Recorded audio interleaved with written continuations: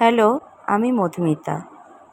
তো আমি সকালবেলা ঘুম থেকে উঠে আজকে একদম আমলা জুস নিয়ে তোমাদের সঙ্গে দেখা করছি। তোমরা যে যেখান থেকে আমার ভিডিওটা দেখছো, প্লিজ সারাদিন আমার ভিডিওটা দেখো। যদি তোমাদের ভিডিওটা ভালো লেগে থাকে তাহলে অবশ্যই কমেন্ট করে জানিও কিন্তু। তো আমি রোজ সকালবেলা আমলা জুসটা খাই এই কারণেই, আমার যেহেতু ফ্যাটি লিভার আছে, তো ওর জন্য যোগা তো করি, যোগার পাশাপাশি আমাদের যোগা টিচার তিনি আমাকে এটা সাজেস্ট করেছেন। তিনি বলেছেন যে এইটা ফ্যাট কমানোর ক্ষেত্রে এটা ভীষণ উপযোগী। তাই আমি প্রত্যেক দিন সকালবেলায় বাসি পেটে ওই হাফ কাপেরও একটু কম আর কি এই আমলা জুসটা খাই। তাতে খেয়ে মানে ওয়েট কমার দিক থেকে আমি কিছু বুঝতে পারছি না, এই কারণেই যেহেতু আমাদের যোগা ক্লাসে প্রত্যেক মাসে প্রেশার আর ওয়েট মাপা হয়, তাতে আমার ওই 63-64, এর বেশি কমেও না বাড়েও না। কি জানি কেন এরম হচ্ছে।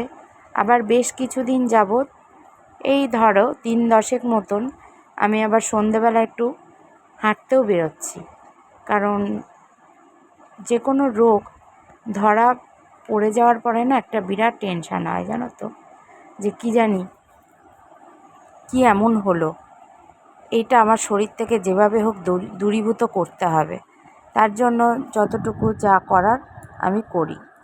আর এই যে মানে জুসটা যে কি টক, তোমাদের বলে বোঝাতে পারবো না। আর এটা ফ্রিজে রাখি তো, যেমন ঠান্ডা তেমন টক। অবশ্য এটা খাওয়ার পরে কিন্তু মুখটা বেশ মিষ্টি হয়ে যায়। তা মুখ চোখ তো দেখে বুঝতেই পারছো যে কতটা আর কি টক, নেওয়া যায় না খাওয়ার সময়। কিন্তু তবু শরীরের জন্য আমাদের অনেক কিছুই খেতে হয়, যেটা নিজেদের জন্যই ভালো। আর এই দিকে দেখো, জুন পড়তে বসেছে, স্যার এসছে, আর মা এখনও ওঠেনি, মাকে এসছি ডাকতে।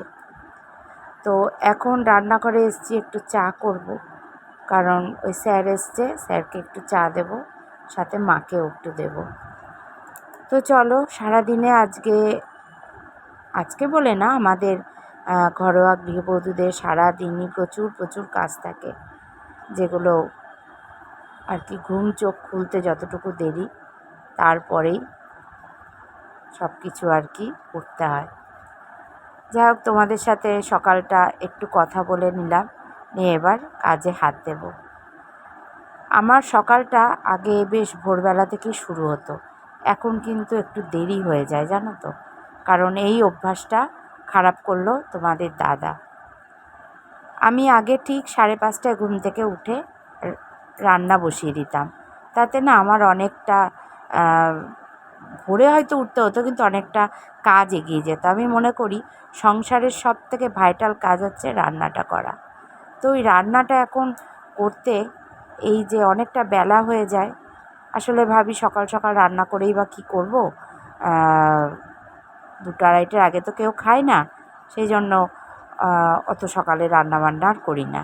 আর এদিকে দেখো, জুন আবার আজকে বলল স্কুলে যাবে, তো ওর জন্য সিদ্ধ ভাত বসিয়েছিলাম। সিদ্ধ ভাত ও আর ওর আম্মা খেলো, আম্মা খাবে আর কি, আর ও খেয়ে বেরিয়ে যাচ্ছে। আর টিফিনে তো ওকে একটু ফল দিয়ে দিলাম, জানি না খাবে কি না। তো ওই যা গরম পড়েছে, বললাম আজকে একটু ফলই নিয়ে যা। আর এদিকে দেখো, ও সাইকেল নিয়ে স্কুলে যাচ্ছে, কারণ আমার শরীরটা আজকে ভীষণ উইক লাগছে। পটি হয়নি, পটি হয়েছে 4-5 বার, আবার পটি করেছে, জানো তো। পেটটা খুব গরম হয়েছে, আর পেটের মধ্যে না একটা কামড়ানো ব্যথা করছে, তার জন্য রাস্তায় বেরোলে যদি প্রবলেম হয়, তাই আমি আর ওকে আজকে দিতে গেলাম না।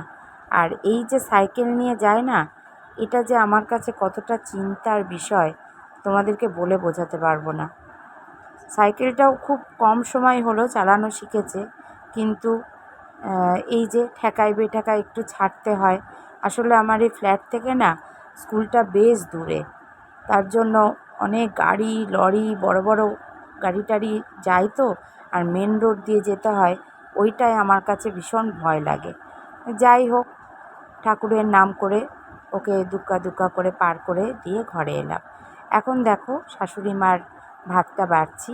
উনি সকালে একদমই ভাত খেতে চায় না, কিন্তু আজকে আবার কি হয়েছে জানি না, সকালবেলা বলছে যে আজকে আর অন্য কিছু টিফিন করবে না, বলছে একটু সিদ্ধ ভাত মেখে দিতে। তো ওনাকে আমি এখন সেটা মেখে দিচ্ছি। তো উনি এখন খাবে, খেয়ে দিয়ে তারপরে আর কি, আর মানে খেয়ে দিয়ে উঠে আর কি শুয়েই পড়বে। আর বয়স্ক মানুষদের আর কি কাজ বলো, ওষুধ খাওয়া, খাবার খাওয়া, টাইমে স্নান করা, ব্যাস এইটুকুই তো তাদের লাইফ। এক এক সময় মনে হয় কি বৃদ্ধ বয়সটা এলে ভালো হয়, সব কিছু হাতের কাছে জোগাড় পেয়ে যাবে বেশ, যদি মানে কপাল ভালো থাকে তবেই, নচেত নয়। সবার কপালে আবার সুখ হয় না, এটা মানতে হবে। তো যাই হোক, আমি তো পরের মেয়ে, আমি ঘরের বউ হলে কি হবে, কিছু কিছু সংসারে আছে ছেলেদের চাপে পড়ে বউরা করতে বাধ্য হয়। তো আমার ঘরের আমার এই ব্যাপারটার সঙ্গে খুব মেলে, কারণ আমার হাজব্যান্ডকে খুশি রাখতে গেলে আমার শাশুড়ি মাকে যদি একটু যত্ন করা যায় না, তাহলেই তুমি আমার মানে বরের মুখে এক গাল হাসি পাবে। তো যাই হোক, এটা কোনো ব্যাপার না, এটা একটু তোমাদের সাথে মজা করলাম আর কি। নিজের ইচ্ছা থেকে কিছু না করতে পারলে কেউই জোর করে করাতে পারে না। তো যাই হোক, আমার শাশুড়ি তো দাঁত নেই, সেই জন্য মুসুম্বিগুলো বেশ জমে গেছিলো, তা সব কটা মুসুম্বি কেটে নিয়ে একেবারে মিক্সিতে পেস্ট করে দেখো রস করছি। এখন ওটা ওনাকেও দেব, আর যেটুকু ওই স্টিলের বাটিতে রাখা আছে ওটুকু আমি খেয়ে নেব, কারণ এই একটা দুটো করে রস করতে করতে মুসুম্বিগুলো অর্ধেক নষ্ট হয়ে যায়। সেই জন্যই ভাবলাম যে কটা আছে সে কটা পুরোটাই রস করে দিই। আর এদিকে দেখতে পাচ্ছ আমাদের কাজের দিদি চলে এসছে, আর এখন মাকে এই ফলের রসটা দিয়ে দিচ্ছি। মা কিন্তু আগে থেকে অনেকটা দেখো ভালো আছে, আর বলছে কি দুপুরবেলা ভাত খাবে না। আর এদিকে দেখো কত বেলা হয়ে গেছে, এখন ঘড়িতে বাজে 1টা। তো আমি ভাতটা বসিয়ে দিলাম, আর ওয়াশিং মেশিনে কিছু জামা কাপড় দিয়েছিলাম, সেগুলো ঠাকুর ঘরে রেখেছি, ওগুলো এখন বাইরে নেড়ে দেব। আর বেসিনের যে ঠাকুরের জামা কাপড় আর বাসন আছে ওগুলোও ধুয়ে কেচে রাখবো। আর এদিকে দেখো, আজকে দুপুরে তো আমাদের খাওয়ার কেউই সেমন নেই, আমি আর আমার শাশুড়ি মাই খাবো। তো শাশুড়ি মার জন্য করছি হচ্ছে আলু সোয়াবিনের একটা পাতলা করে ঝোল, তার সাথে একটু টক দই দেবো। টক দই ওনার খাওয়া বারণ, তবু মাঝে মধ্যে এক একদিন একটু দিই, কারণ উনি টক দইটা খেতে ভীষণ ভালোবাসে। তো শাশুড়ি মার থালাটা রেডি করে নিয়েছি, এখন ওনাকে খেতে দেব। আর আমি ভাবছি আজকে একটুখানি জল দেয়া ভাত খাবো, তার জন্য জল দেয়া ভাতে পেঁয়াজ লঙ্কা লেবু নুন তেল নিয়ে নিয়েছি, পাশে একটু আলু ভাজা করে নিচ্ছি, আমিও খেয়ে নেব। আর এই যে আমার ঠাকুর পুজো দেওয়াও কমপ্লিট। আজকে ঠাকুরকে সাদা ফুল আর যে জবা ফুলগুলো দেখতে পাচ্ছ এগুলো কিন্তু সবই আমার গাছে ফোটা ফুল। তো আজকে আর বাইরের কোনো ফুল কিনে আনতে হয়নি, বাড়ির গাছের ফুল দিয়েই দেখো আমার ঘরের পুজো দেওয়া হয়ে গেছে। দেখো গানের মাস্টার এসছিল, তো আমার তবলায় তালিম দেন যিনি, সেই টিচার এসছিলেন। তো আমি একটা গানের ভিডিও শ্যুট করলাম, তার জন্য এগুলো পাতা রয়েছে। এখন যাব হচ্ছে ভাত বসাতে। তোমাদেরকে একটু দেখালাম কি করছিলাম এতক্ষণ। সন্ধ্যের পরে আমি এই কাজটাই করছিলাম। তার আগে চা শাশুড়ি মাকে মুড়ি দিয়েছি, জুনকেও স্কুল থেকে আসার পরে টিফিন করে দিয়েছি, ও খেয়ে দিয়ে পড়তে গেছে। আর আমি সন্ধে টন্ধে দিয়ে একদম রেডি হয়ে, দেখতেই পেলে একটা গানের ভিডিও শ্যুট করার ছিল, সেটা শ্যুট করে এখন তোমাদের সঙ্গে দেখা করলাম, ঠিক আছে। তো এখন আমি শাড়িটারি চেঞ্জ করব, করে তারপরে যাব রান্নাঘরে। আজকে আবার একটু রান্নাবান্না করতে হবে, কারণ ওবেলা সোয়াবিনের তরকারি আর মাকে দই দিয়ে ভাত দিয়েছিলাম, আমি তো পান্তা ভাত খেয়েছি, তোমরা দেখেছো। তো রাত্রির বেলা তো ওসবে হবে না, তোমাদের দাদা বাড়ি আছে, বাড়ি আছে বলতে অফিস থেকে এলো, তো তো দেখি একটু ডিমের ঝোল আর ভাত করব, ঠিক আছে? তো চলো এখন ড্রেস চেঞ্জ করে তারপরে আসছি তোমাদের কাছে। রান্না করতে হবে, এই যে দেখো ভাত বসালাম, আর এখানে একটু ডুমো ডুমো করে বেগুন কাটলাম, বেগুনটা ভাজবো। মা আবার এরম বেগুন ভাজা আর একটা রুটি খেতে চাইছে, তো এটা মার জন্য করছি, আর আমাদের জন্য ডিম আলু সিদ্ধ নামিয়ে দিয়েছি এই যে কুকারে। দাঁড়াও, আবার একটা ডিমের তো আবার খোসা থেকে, মানে ডিম থেকে খোসাটা বেরিয়ে গেছে। এই জুন, ডিম আলু ছাড়িয়ে দিবি।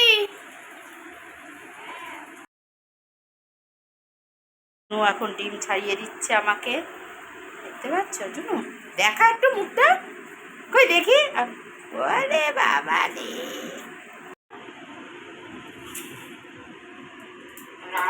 পেয়েছি এটা, দেখো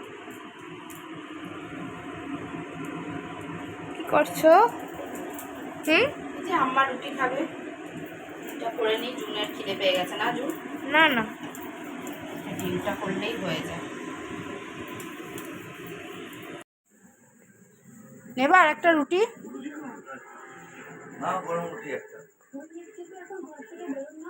থাক, জোর করার দরকার নেই।